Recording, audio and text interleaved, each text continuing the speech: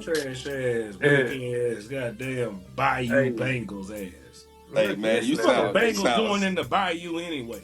hey man, you sound real salty right now. I ain't gonna lie to you, bro. What's going on? Welcome to this episode of Pay the Toll Boxing.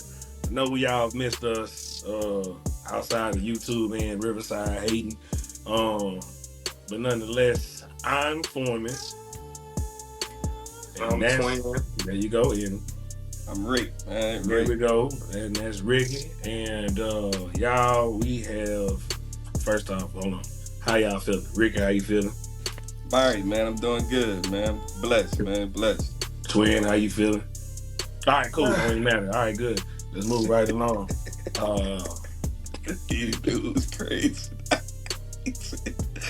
Look, he get a Boy, kick out of it.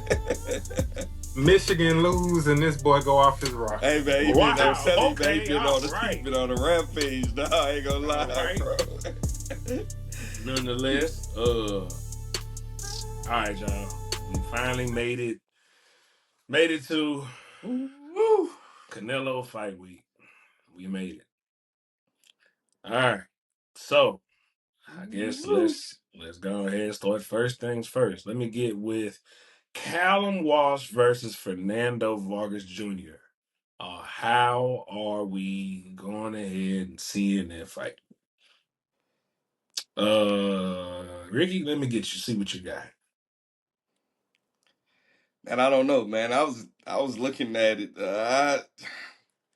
I don't know, man. I think Callum Walsh is probably the better fighter. Like I was telling you before we even got on there, Vargas has a little bit more, well, a little bit more experience as far as like bouts. But man, I was looking at that left from Walsh, and I don't know, man. I think I'm gonna go Walsh on this one, man. I think I'm gonna go Walsh on this one, man. Totally understandable. Twin, what you looking at? I don't know. I can't pick it. Only because I ain't never count no Vargas out. Can't do it. He said, Hey, that's fair. no, That's that's fair fair. for sure. That's absolutely fair. As not counting the Vargas out, I'm still gonna take Callum Walsh here. I'm Yeah. taking Callum Walsh. Um, not not for lack of, I want to say, better quality opponents. Even though what Ricky said, Fernando's had a few more professional fights.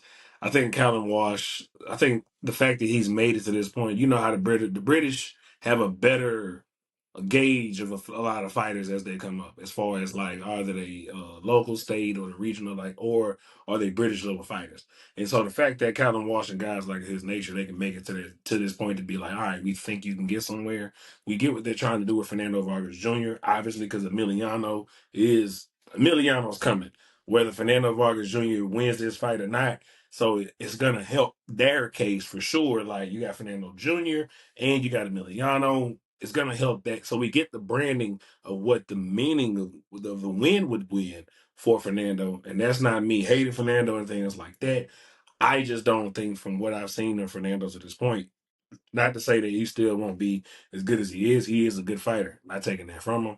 I'm still taking Callum Walsh for Rodriguez. He does have a nasty left hand, but I think he can adjust a little bit better because of the styles of fighters he's fought to this point. And that's where my difference comes in at for choosing Callum Walsh versus Fernando. Fernando Sr., I love you. You know, me and you talked when I was a kid, and when now that I'm older, we had a conversation in Phoenix. Cool. I love you. Nothing against you. This is what I see as a sitting on this side of the analyst table. Um, Hoopla being said, do you think this was a good fight to choose for both of them? Though? It's risky for both, honestly. Just watch, like I said, him being kind of early in his career. And like Twin said, man, that Vargas name, man, is it's solidified, right? So you never Yeah, know what you're getting with that, right? So I think I love risk, right? I think they don't take enough risk in boxing now. I think everybody's worried about, having an L on their record or something like that, man. So I love risk personally, me personally. So I think it's risky, but that's why we love boxing, right? So absolutely. Twin. Uh, I don't really care about risk. Mm. Just because, and we'll talk about it later. But looking at the main event, like, Don't get no riskier than hey that, man. You're man, right. sometimes you just got to jump out there and do what you got to do. And Hey, long as it ain't no 130-pounder fighting light heavyweight or something. all right, ladies and gentlemen, we are gonna go ahead Hey, and you slide knew that into was the coming. next one. Crazy, Yeah, you know. boy. There, I tell you. All right, moving into the second fight. Now, this is gonna be the banger of the card. To me, right here, Christian Mbilli and Lester Martinez, twin. What you got? I think this might be the best fight on the card. Mm-hmm. I Absolutely. think it's gonna end up being a war between Yeah. them two, and I can't wait. Yeah, so I'm looking forward to it. Who you got? Whoo, I don't. see if I when I pick and if I'm wrong, you're gonna try to hold it to me I'm not. I'm and not gonna talk hold you. shit. I'm not gonna hold Yeah, you. no, yeah, he can't hold it This against time, you. I'm He not can't hold gonna it hold you. against you. I'm Then, not. I then give can't. me I'm not. Lester, goddammit, give me Lester. Ricky, what you got? Like he said, man, this is a flat out war. Like I think Mm-hmm. from start to finish, this is. I'm swaying just a little bit more to Mbilli, but I don't know, No, man. no, we here. We here. You Um, is who is you picking? I just think Mbilli's got a little bit more of an established jab from what I'm looking at. I think that takes a toll on him eventually, but flat out war. Like so, I'm swaying towards Mbilli, man. I'm gonna go Mbilli on that one, man. Swaying towards them, Billy. Well, Yep. I am 100%. I'm going with Lester Martinez for the upset victory. I cannot even lie there. Hey, See, that's when the Twin way. was ready, thought I was going. No, Yep. I Yep. think I'm gonna place my money on Lester Martinez for this fight. And Billy, don't get me wrong, he's a tough, hard nosed fighter for sure. Come forward, exciting style. Lester though is a banger himself. And Lester knows how to sneak better shots in and better placements to me as far as it relates to the things that open up for what Billy does. So I think Lester gonna catch him at a moment where he's not looking for that punch to come. I think Lester can do that. We've seen Lester do that in previous fights already. We're like, whoa, bro, where'd you even sneak that from? So that's how I see it. I see Lester winning this fight by maybe a knockout in the ninth round. I gotta lie. Okay, we got a knockout. Okay. I Hey, gotta. hey, hey. I'm gonna. Okay. I'm Okay. gonna. Uh, I'm gonna take Lester for this one. okay. Even if he don't knock him out, I'm taking Lester for the win. But one way or the other, Lester is what I got. Hey, shout out to the matchmaker for this one though. That's all No, I got to say. it's Shout a out really to the good fight, matchmaker for man. this. It's a really good fight, man. It's a really good fight, man. It really is. It really is. Yep. So I hope people really appreciate what they're gonna see as far as it relates to that fight. I know they got other previous prelim cards and fights and stuff like that. And some of them are gonna be pretty good, but this is one of the undercards where I think people should really, really lock in and pay attention and learn some fighting. So Yep. let me Uh, cat my neck. you right. Ah, make Shit. sure I'm straight out here. All right. Man. The co-main. The co-main is a rematch of a fantastic fight. I think they the co-main. I can't remember. Either way, Serhii Bohachuk versus my man's Brandon the Cannon Adams #2. Ricky, what you looking? I think this is a different fight from the first one. Um, I can see this going into a trilogy. Hmm. I'm I'm gonna go Adams, but I don't think it ends the way it did the first fight. Um, I think it goes to the cards. And I think we'll see a trilogy. I just think Bocek's a different fighter from when they fought previously. Mm. So, but I'm still swaying towards Adams on this one, man. Mm. Twin? Yep.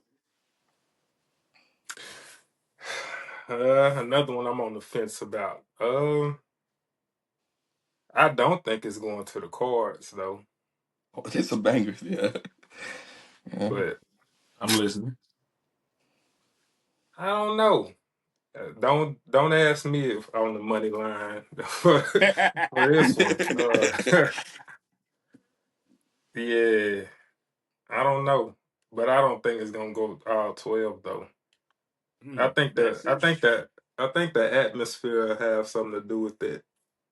Just in that environment, what it'll be with the main event, the people that'll be there, the capacity of the crowd, things like that. I think it'll be a good fight, but I don't think it'll go 12. That's interesting. That is that's real interesting that you say that. Let me put this thing back on. That's interesting that you say that. However, I think you might be right. And I think it might be right again for Brandon Adams. As I went back, I remember watching that fight live, him and Bohachuk won. It was on the NBC card when NBC Man, was showing the fights.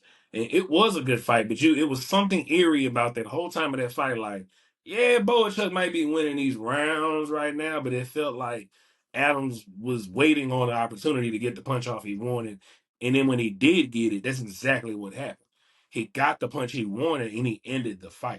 More so, he absolutely. ended the fight where he wasn't supposed to end the fight, and they iced Brandon Adams from other big fights moving forward where people did not want to fight him after that point.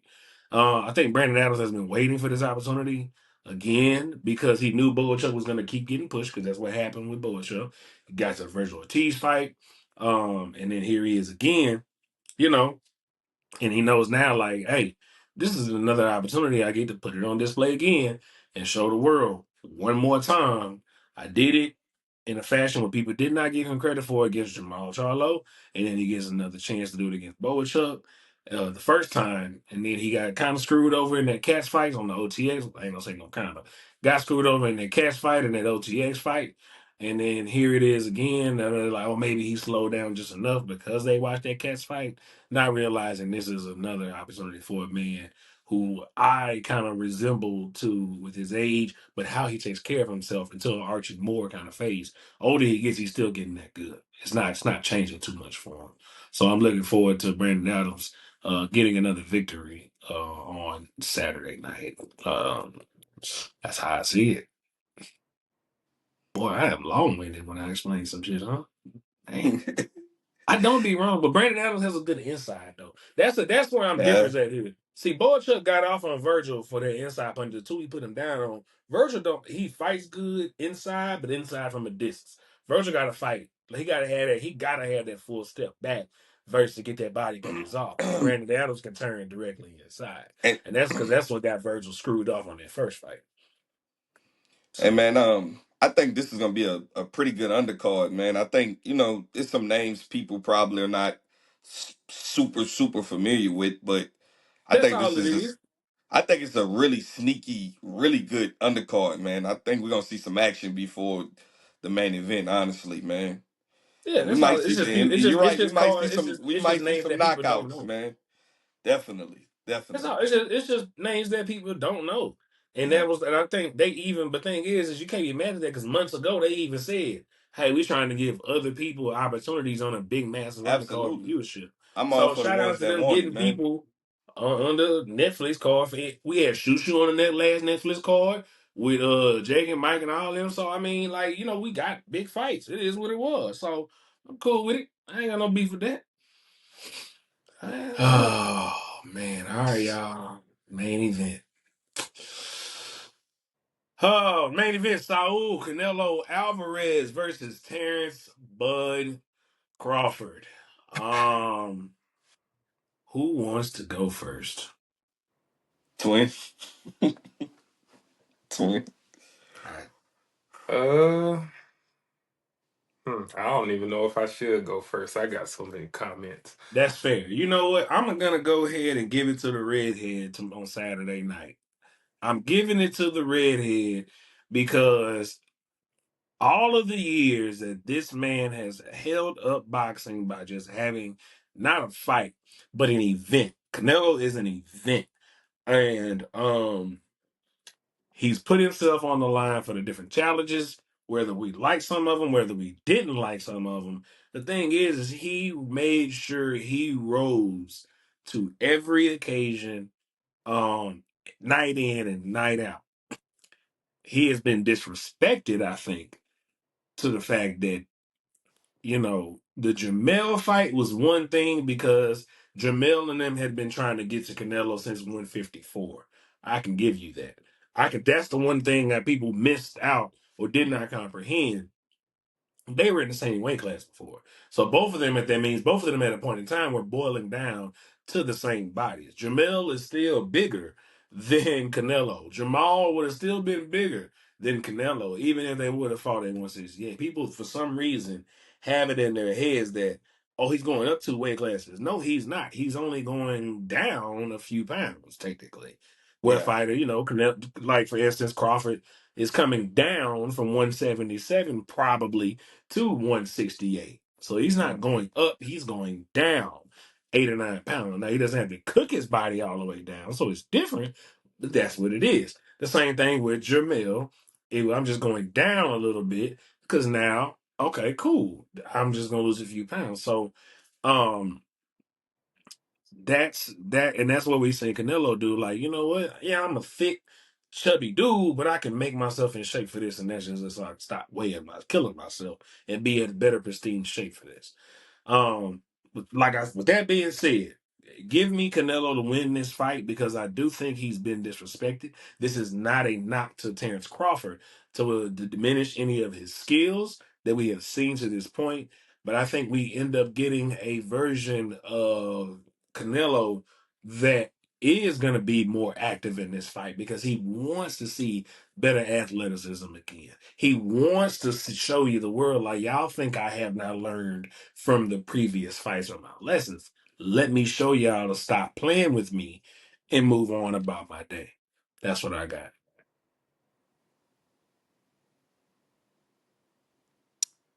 Let's see. Mm, So I'm going to agree but disagree on one point. I think Canelo disrespect came in after Crawford disrespect. And I think it's been fan bases battling with disrespect back and forth. And depending on who they like or who they want to win, coming with different point of views and things like that. Like you said, I think I saw it was Andre Ward and Roy Jones talking about it. Like Bud is not coming up in weight. He's just not draining himself as much to make weight. Like once you get past 200 or so, somewhere around there, you only cutting weight to be in shape. You're not cutting weight to make a weight class. You're not having heavyweights cut weight other than to get in shape. They're not trying to make a specific weight and stuff like that. So right. these guys, even Floyd Mayweather, Floyd didn't walk around at 147. He Right. had to cut weight. He came down in weight to where Yeah, he was Floyd came comfortable. down. Like everybody comes down in weight, so Bud is just not cutting as much weight as he always has. Um, I don't. I think I lean with Canelo. But I don't think it's going to go certainly how Canelo fans think it's going to go. And two reasons why. And you touched on it. Like when you keep aging, as you get older, he might want to turn back the clock and use his legs more. That don't mean he can. And that also doesn't mean that it'll benefit him because that might gas him out more. And by round 6 on, he don't have nothing left for his leg movement. And that might leave him in trouble. The second thing that I've seen a lot of people talk about is talk about how Canelo's never been knocked out or knocked down, nah, blah, blah, blah. Hey, man, a door is sturdy until it's not. And you don't Mhm. know when that chin is going to go. And So you can name a list of fighters that had iron chins, and then all of a sudden, it wasn't iron anymore. You can name a list of fighters that have been hit harder by somebody and they didn't go down. Then they got hit by somebody else and they did go down. You can look through the list. You can name Ali.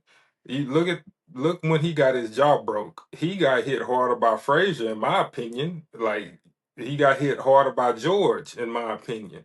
but that was the punch by Norton, Ken Norton, that broke his jaw. And let him tell you, Ernest Shea was hit harder than them. And then I forgot who did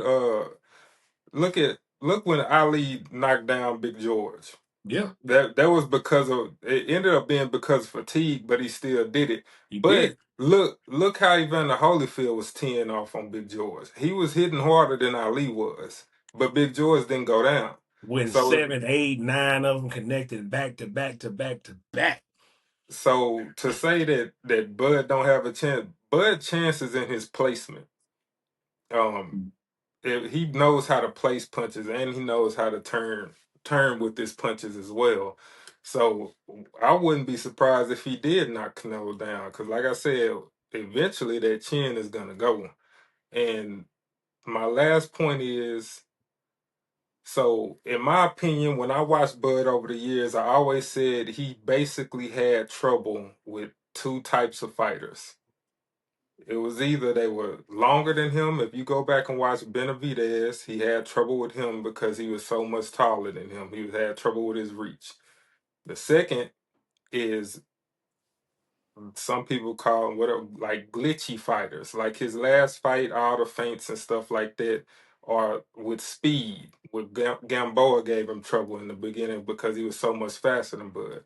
I've seen Bud struggle against speed, feints, and length. Canelo don't have none of those.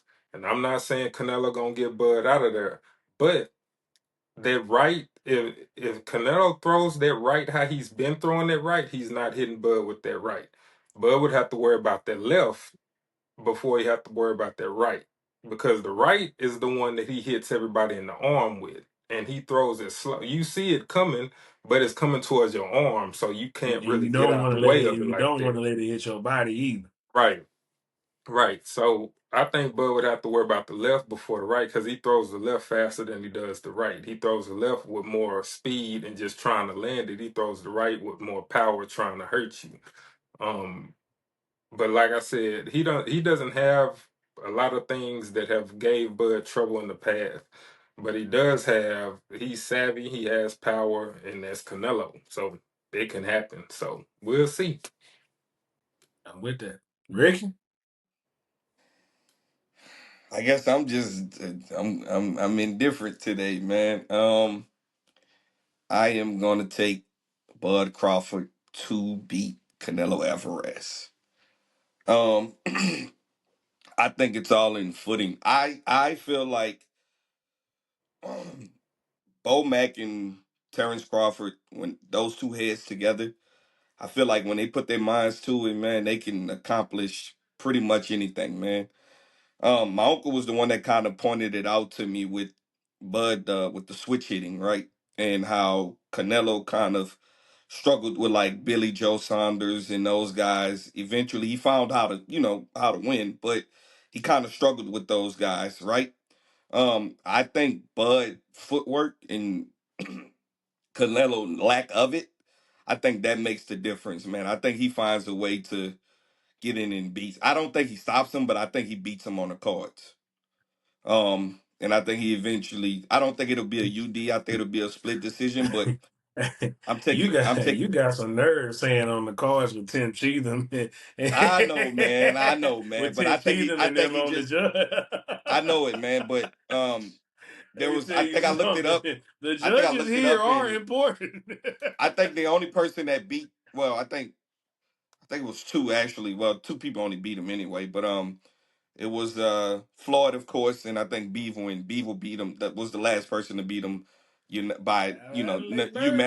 unanimous decision, right? So I think Crawford just finds a way to. I think Bud's got a lot of miles on. I mean, I'm sorry, Canelo has a lot of miles on him, and I think Crawford takes advantage of that this weekend. I think he just outbox him. So that's my opinion, It's a man. way to find out. It's a way to find out. So let's get into some of these narratives and some of these things that I've seen because I want y'all to speak on it. When I bring it up, I got a list. So when I bring it up, I want to hear what My y'all boy got to was say on it. ready. Uh oh. So so one of them is Canelo never been hurt. Yeah, he Uh, has. Yeah, If Bivol was nasty and he wanted to go there, Bivol had him on the rope stunned and Canelo absolutely, stopped punching. So absolutely that's one. Two, I can't remember who it was Canelo fought. It was around the Floyd time range when I think he touched the mat and they didn't call it a knockdown or something. And that dude had him in like he Canelo's was been fighting at hurt. 47 still. You talking about I believe so. Cotto, little Cotto, well, older Cotto, Yeah. I forgot about older old Cotto. Cotto. Yeah. So Let's not front like Triple G didn't bounce his ass around that boy. He just Triple didn't move G, around. Like I don't absolutely, know, like man. don't get me wrong, Triple G is obviously a hell of a fine puncher. So we not, but Right, like let's not act like the man ain't never been hurt before either. Though. correct. You know what I'm saying? Like let's like you said, the narratives they got to cut that shit out. They gotta cut that shit out. It just is. They think hurt. The problem is people who's never been in the ring. They don't know what hurt looks like. They think hurt has to look one way, right? I hmm gotta look like I'm like this. Nah, bro. Hurt look like I'm stiff in this stance right now. I ain't moving my feet, and I'ma just step to you, grab you because I can't think of nothing. My body won't let me do nothing else right now. Like I know what that is. Hey, I'm gonna for what give me a fighter couple said? seconds. Give me a couple seconds to feel this off real quick. They don't know what hurt look like. So because they don't know what hurt look like, they talk out their ass. Oh, I'm sorry. and I heard, and Sorry. I heard they say when you really hurt, they said it's like numbing punches to where You don't you feel just it. can't feel, You you don't don't feel it. feel When it, you you get just hurt, Chuck, numb. I can tell you, Correct. when you really hurt, you don't Yeah, know. yeah, You don't know you hurt. Like you got shots when you really hurt. You have shots that hurt, and then you got shots that hurt you and you don't know it. and that's what Like they because say it's all of about a Big sudden George. They said Big George had right. numbing George punches. They George said he hurt would you and you numb knew it. you You knew it. literally. Yeah. Yeah, Yeah. yeah, man, It's that's different. crazy. Yep. Twin so was another. so it's like boxing is not like any sport, but parts of it is like any sport. If you're hurt and you're a boxer, you try not to show it because what's gonna happen? Your opponent's gonna be like, "Oh, he's hurt. Time to go." It's no different than Oh, like he is on your neck, homeboy. if you sprain your ankle or something in basketball or football and you start hobbling around, well, I'm gonna go at you now. Like I see you Absolutely. can't move. Like it's the same in boxing. So you see boxers get hurt, and you'll see people that know boxing be like, "Oh, he's hurt," but then you looking at it and you like, he looks the same to me. He's masking it. Like that's what happens. Um, what else I had? Uh, so I've seen a lot of people throwing out old clips about Bud being hurt. And if you look, and I'm not giving Bud an excuse or anything like that, but like the majority of the times Bud got hurt, it was because he was being cocky and defensive irresponsible. Especially when you pull up that Gamboa clip and he walked up on that man with his hands Hands down to down. his side With his and hands down. he got caught. So yeah, he been hurt, but it was his fault. And Yeah. people, I hate people that bring up that fight because they're like, oh, he got hurt by Gamboa. He was 135 pounds. Nigga, he was 135 pounds. Both men were And can we 135 please stop pounds. acting like Gamboa wasn't a problem at one point, bro? Gamboa was a Correct. bona fide People, fucking problem. Excuse they my language, a bona some of fide these people problem at a only know point, bro. Some of these people only know Gamboa For the tank because fight. Yeah. Javante finally ended up fighting somebody else at that point. And it took Javante 12 And rounds and how old Gamboa was on a Gamboa at busted the time? Achilles. And he was not Gamboa at the time. That's what I was. Matter of fact, that Gamboa was was after. late 30s at the time, man. And Yeah, wasn't man. it after Devin Haney had beat him too? Yeah, man. Like, yeah, Yeah, yeah, yeah, yeah. Moving yeah. on. Next one. Other things that been getting on my nerves. So people acting like I have no problem with whoever. If people say Canelo, that's fine. People say Bud, that's fine. I don't care. But people acting like like Bud is just stepping out of his depth, and it's like a big ass mismatch. Like from a boxing standpoint, Canelo's when mismatched, in my when opinion. when Canelo fights a fighter with better footwork and more speed than him on the cards, if you cut it off at round 6, and I know you can't, he's losing every one of those fights. Against Amir Khan, he was losing. Against Billy Joe, he was losing. Against Caleb Plant, he was losing. Like all of those guys was ahead on the cards before it went downhill and he caught up to him. Other thing is Bud gas tank don't compare to those guys. You can't compare Caleb Plant gas tank to Bud. You can't compare Billy Joe gas tank to Bud. It ain't the same. Yep. So to act like Canelo just gonna walk in that ring with a one punch can do it all. All it takes is one punch. But to act like you know for sure one round and he gonna knock Bud out, like what have you seen to say that?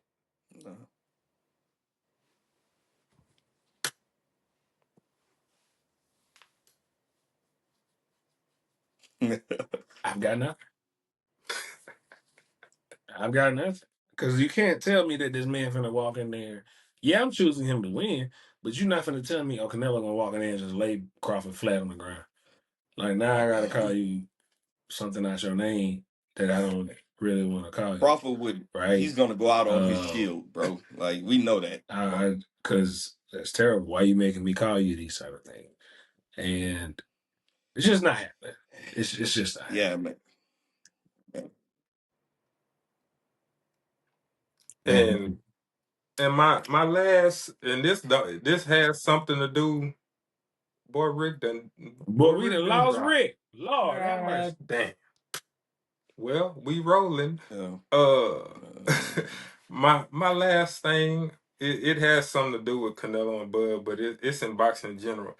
I sure would like for cameras to no longer be in sparring sessions and camps. Because it gets on my nerves how people take bits and pieces from camps and sparring sessions and apply it to a real fight. That is annoying as hell. Annoying. I wish we could, but you know, promo over everything. Yeah.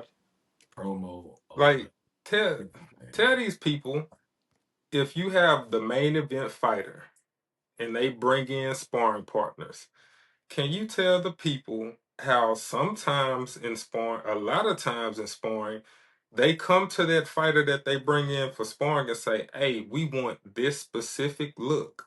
Give us this look because this is how the guy he's fighting is going to fight.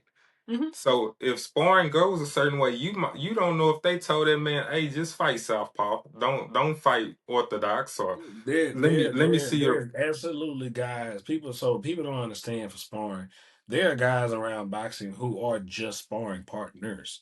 That's what they do. They're guys that they may go get a fight here and there in between that, but they make really good money being sparring partners. They really, really do. They travel to stay in shape. They travel to get paid, stay in shape, and spar some of your favorite fighters. Even though he gets fights, he's getting fights, especially even now. Big Zach. Zach is your probably favorite heavyweight who goes sparring with all love. He spars with Joseph Parker. He spars with Philip Hergovich. He goes spars with Jared Anderson, F.A. Ajapa. He spars all of these men. It just is what it is. And so, but they know, like, all right, I can't go in here playing with this man either, though. Like, I know what's up. Because they know he'll flatline him real quick. So, like you say, hey, we just need a big body to do this. Cool, that's what's going to happen. We need a body for this. Cool, that's what's going to happen. So, people, they put so much stock in sparring, and that could have been good sparring or bad sparring because there might have been something still missing. But no matter what it is, it's still just sparring, and it's not the person right in front of you who you get ready to fight. No matter how you can prepare as best you can, but it's still not the person that's directly in front of you who you're going to fight. So it is what it is. My last tidbit on that, because I brought it up. Hey man, one day when I think I tweeted it a few weeks ago and you said something about it. I want to say one day y'all gonna realize, but some of y'all are not. Boots Ennis and Bud Crawford fight nothing alike. Oh, absolutely nothing. They can switch. Outside of that, they fight Yeah, but nothing alike. one of them is still defensively responsible when they switch. And it's not the man whose name is a pair of shoes. With that being said, ladies and gentlemen, I hope that you guys have had a good time rejoining us on this episode. Now that the fall boxing is back, obviously we'll spend more time back discussing all the boxing, getting schedules together. We will see y'all again Sunday night after we will see y'all again Sunday night. We'll go ahead and record and stuff like that. Outside of that, thanks for playing and all of that. Shout out to the guys. Twin ain't got the shirt on today, and that's perfectly fine because he's repping who you repping today. Hey, my boy clothing line. There you go. Well, I don't know if he still sell clothes, but it's a throwback. So Either way, Twin repping the throwback. paid Thanks for playing. moves, paid Shout out, moves. shout out to the guys, and once again, go to the doctor. Take care of yourself, and if you win, all based off of our picks or whoever picks you go with, let us know. We want 10%. And Yeah. Hey, shout out to Dial Up Internet Rick. He gone, but Dial Up Internet Rick is crazy. Dial Up Rick is finna be his name. Shout out to Dial Up Rick. Shout out to Clutch City Clothing, and shout out to Tiffany, Lynn with Tiff. And other than that, see y'all Sunday night. Y'all be cool.